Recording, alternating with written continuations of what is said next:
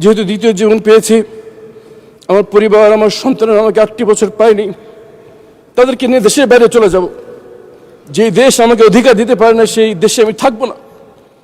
কিন্তু যখন 48 নম্বর ওয়ার্ড যুবদল সভাপতি সাজিদুল ইসলাম সুমন ভাইয়ের মেয়ে হাফসা ইসলাম রায়তার চোখের দিকে তাকায়, যে এখনো বাবার জন্য অপেক্ষা করে আছে, তখন যেতে পারি না। মানুষ, আমরা যে কথা বলছি, আমরা যে বিষয়ের সাক্ষী, বেশ কিছু শক্তিশালী অপশক্তির বিরুদ্ধে আমরা সাক্ষী দিচ্ছি, যারা এখনো ক্ষমতাসীন অবস্থায় বিদ্যমান। আমাদের এই সাক্ষী তাদের ভীষণ অসুবিধার কারণ, এবং আমরা যদি কথা বলি তাদের আমাদের জীবনের ঝুঁকি এখনো রয়েছে। যেমনভাবে জীবন দিতে হয়েছে আমার ভাই হাদিকে। কিন্তু যখন এই সুমন ভাইয়ের মেয়ের চোখের দিকে তাকাই, মনে পড়ে যে আমার মেয়ের কথা। 8টি বছর তারা জিজ্ঞেস করতো বাবা কোথায়, কেউ উত্তর দিতে পারতো না। আজকে এখনো সুমন ভাইয়ের মেয়ে বলে যে আমাকে গুম করে আমার বাবাকে যেখানে রেখেছো সেখানে নিয়ে যাও, আমি আমার বাবাকে জড়িয়ে রাখবো, আর জড়িয়ে ধরে রাখবো, কোনোদিন ছাড়বো না। মোহাম্মদ পারভেজ ভাইয়ের মেয়ে আদিবা ইসলাম রিদি বলে, সবাই বলে ধরে নাও বাবা মারা গেছে, বাবা কি কোনো অঙ্ক যে ধরে নিব বাবা মারা গেছে? মাননীয় স্পিকার, এসব অসংখ্য মেয়ে, মা, স্ত্রীর চাপাক্ষ চোখের পানি, ক্ষোভ এখনো বিদ্যমান। এই রাষ্ট্র তাদের কোনো জবাব দিতে পারেনি। মাননীয় স্পিকার, আমি এখানে দাঁড়িয়ে গুমের ভুক্তভোগী পরিবারের পক্ষ থেকে 3টি দাবি উত্থাপন করতে চাই। প্রথম দাবি জবাবদিহিতা। যাদেরকে গুম করা হয়েছে তারা এখনো রাষ্ট্রীয় স্বীকৃতি পায়নি। মাননীয় স্পিকার, এই গুমের ভুক্তভোগীদের রাষ্ট্রীয় স্বীকৃতি প্রয়োজন। যারা গুমের সাথে জড়িত তাদের অনেকেই এখনো গুরুত্বপূর্ণ দায়িত্বে বিদ্যমান। অনেকে আইনের আওতায় বাইরে দাঁড়িয়ে দেশের ভিতরে অস্থিতি সৃষ্টি করার চেষ্টা করছে। এদেরকে বিচারের আওতায় আনতে হবে। সর্বশেষ, এই বিচার যেন স্বচ্ছ হয়, ফ্যাসিস্ট আমলে লোক দেখানো একটি নাটক যাতে না হয়, এই 3 নিয়ে আমাদের প্রথম দাবি জবাবদিহিতা। দ্বিতীয়ত দাবি, এই ঘুমের ভুক্তভোগী পরিবারদের তাদের প্রিয়জনকে কেউ আমরা ফিরিয়ে দিতে পারবো না। আমার যৌবনকাল একটু অন্ধকার ঘরে কেটেছে, আমার যৌবনকাল কেউ ফিরিয়ে দিতে পারবে না। কিন্তু এই পরিবারগুলো যা হারিয়েছে তা ফিরিয়ে দেওয়ার ক্ষমতা আসমান জমিনের মধ্যে কারো নেই।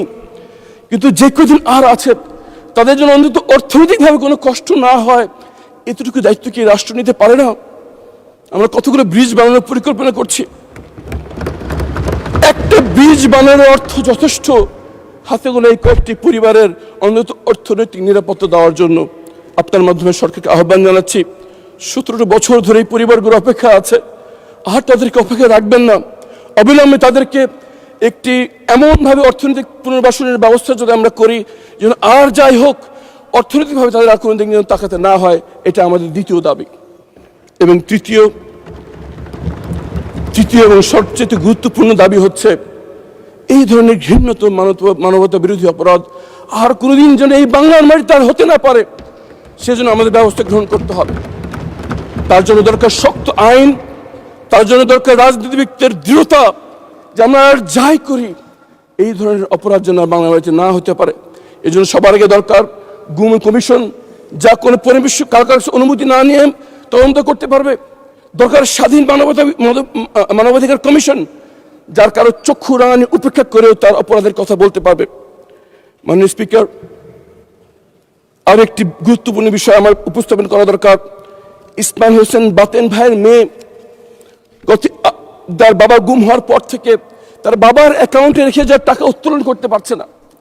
ব্যাংকের ম্যানেজার বলে, তোমার বাবার কি হয়েছে, একটি কাগজ নিয়ে আসো। আনিসা ইসলাম ইনশা গত বছরটি বছর মন্ত্রণালয় থেকে মন্ত্রণালয় ঘুরে বেড়াচ্ছে একটি কাগজের জন্য, যে তার বাবা যে গুম হয়েছে এটা যেন লিখে দেওয়া হয়। এটা আমরা দিতে পারিনি। আইনমন্ত্রী এখানে উপস্থিত আছেন, এমন একটা আইনি ব্যবস্থা গ্রহণ করা যারা গুমের ভুক্তভোগী যারা আছেন তারা যেন স্বীকৃতি পায় তার বাবা মৃত নন, তার বাবা জীবিত নন। কিন্তু এই স্বীকৃতি তাদের দরকার, অবিলম্বে একটি আইন করার আহ্বান জানাচ্ছি। মাননীয় স্পিকার, আল্লাহ আমাকে দ্বিতীয় জীবন দিয়েছেন, কিন্তু ঢাকা 14 আসনের জনগণ আমাকে এখানে দাঁড়িয়ে কথা বলার সুযোগ করে দিয়েছেন। তাদের জন্য কিছু কথা বলতে চাই। ঢাকা 14 আসনের সবচেয়ে নিগৃহীত জনপদের নাম হচ্ছে কাউন্দিয়া, যেটি জলবদ্ধ একটি ইউনিয়ন, যেখানে কোনো সড়ক যোগাযোগ নেই। 54 বছরে ঢাকার বাংলাদেশের অনেক প্রত্যন্ত অঞ্চলে ব্রিজ হয়ে গেলেও এই কাউন্দিয়া এখন পর্যন্ত সড়ক যোগাযোগ হয়নি একটি ব্রিজের অভাবে। মাননীয় প্রধানমন্ত্রী নির্বাচনী প্রচারণার সময় ওয়াদা করে এসেছেন যেখানে একটি ব্রিজ নির্মাণ করবেন। আমি দাবি জানাচ্ছি আগামী 6 মাসের মধ্যে ব্রিজের নির্মাণ যেন শুরু হয় ইনশাআল্লাহ। মিরপুরে একটি অন্যতম ধর্মীয় কেন্দ্রের নাম হচ্ছে শাহ আলী মাজার, কিন্তু দুঃখের সাথে বলতে হয় এই মাজারে অনেক অবৈধ অশ্লীল কাজ চলছে। মাজারের সম্পত্তি নিয়ে ব্যাপক দুর্নীতি হচ্ছে। মাননীয় ধর্মমন্ত্রী এখানে উপস্থিত আছেন, আমি ওনার সহযোগিতা কামনা করছি। আমরা যেন এই মাজারকে ধর্মীয় গাম্ভীর্য রেখে স্বচ্ছতার সাথে দিনী কাজের জন্য আমরা নিজেকে নিয়োজিত করতে পারি, এজন্য মাননীয় ধর্মমন্ত্রীর পরিপূর্ণ সহযোগিতা কামনা করছি। মাননীয় স্পিকার, আমাদের একটি দূতাবাসের একটি প্রোগ্রামে কয়েকজন সংসদ সদস্য নিয়ে আমি গেলাম। একজন সংসদ সদস্য পরিচয় দিচ্ছে যে আমি ইন্ডাস্ট্রিয়াল এলাকার এমপি, একজন পরিচয় দিলাম আমি অভিজাত এলাকার এমপি, আমি পরিচয় দিলাম আমি কিছু গরিব মানুষের এমপি, কিছু খেটে খাওয়া মানুষ যারা রোদে পুড়ে বৃষ্টিতে ভিজে আমাকে এই সংসদে পাঠিয়েছে এই আশায় যে একটি পরিবর্তন আসবে, তাদের ভাগ্যের পরিবর্তন ঘটবে। কালো টাকার প্রভাব, পেশি শক্তির ব্যবহার, সীমাহীন দুর্নীতি বন্ধ হয়ে সৃষ্টি হবে জবাবদিহিতামূলক ইনসাফ ভিত্তিক সমাজ। এর জন্য আমাদের প্রথম প্রয়োজন রাজনৈতিক ক্ষমতার বিকেন্দ্রীকরণ, জবাবদিহিতার একটি পরিবেশ সৃষ্টি করা, যাতে যে ক্ষমতায় আসুক সে যেন শাসক। মাননীয় সদস্য, আপনাকে আরো 2 মিনিট দেওয়া হলো। ধন্যবাদ স্পিকার। আমার এই গরিব মানুষগুলো রোদে পুড়ে বৃষ্টিতে ভিজে মাত্র কয়েকটা টাকা ইনকাম করে, সেখান থেকেও তাদেরকে চাঁদা গুনতে হয়। মাননীয় স্পিকার, এই চাঁদাবাজি হাতে গোনা কয়েকটা লোক লক্ষ লক্ষ মানুষকে জিম্মি করে রেখেছে, কারণ এই চাঁদাবাজদের পিছনে রয়েছে রাজনৈতিক শক্তি। আজকে এই মহান সংসদে দাঁড়িয়ে আহ্বান জানাচ্ছি, আমাদের কি আর কিছু পাওয়া আছে জীবনে? আমরা একজন মাননীয় সংসদ সদস্য, আমরা কেন এরকম চাঁদাবাজদের আশ্রয় প্রশ্রয় দান করব? আসলে আমরা শপথ গ্রহণ করি, যারা মানুষকে কষ্ট দেয়, যারা মানুষদের কাছ থেকে চাঁদাবাজি করে, যারা মানুষকে হক নষ্ট করে, এদেরকে আর যাই হোক আমরা রাজনৈতিক আশ্রয় প্রশ্রয় দেব না ইনশাআল্লাহ। এবং ইনশাআল্লাহ আমি নির্বাচন ঘোষণা করেছি ঢাকা 14 আসনে কোনো চাঁদাবাজ সাথে আমার কোনো সম্পর্ক নেই এবং কাউকে আমরা চাঁদাবাজি করতে দেব না ইনশাআল্লাহ।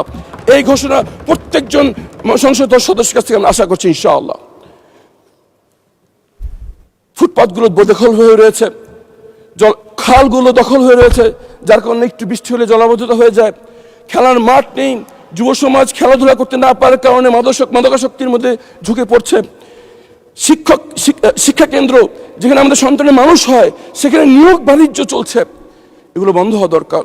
আসলে আমরা ঘোষণা করি যে সবার আগে দেশ 5 বছরের দলীয় স্বার্থ নয়, 50 বছরের জাতি গঠনের কথা চিন্তা করে আমরা দেশ চালাবো ইনশাআল্লাহ। যদি আমরা এই কাজটি করতে পারি তাহলে আমাদের শরীর যখন কবরে পৌঁছবে তখন আমাদের রেখে যাওয়া কাজের বিনিময়ে কালকে আমাদের কঠিন প্রশ্নের সম্মুখীন হওয়া যখন আমরা হব, তখন এই কাজগুলো আমাদেরকে শেফায়াত দান করবে, আমাদের প্রশ্নের উত্তরকে সহজ করে দেবে, আমাদেরকে সত্যিকার অর্থে সফল করবে এই দুনিয়াতে এবং চিরস্থায়ী জীবনে। সম্মানিত স্পিকার, আপনাকে ধন্যবাদ। আসসালামু আলাইকুম ওয়া রাহমাতুল্লাহি ওয়া বারাকাতুহু। ধন্যবাদ মাননীয় সদস্য।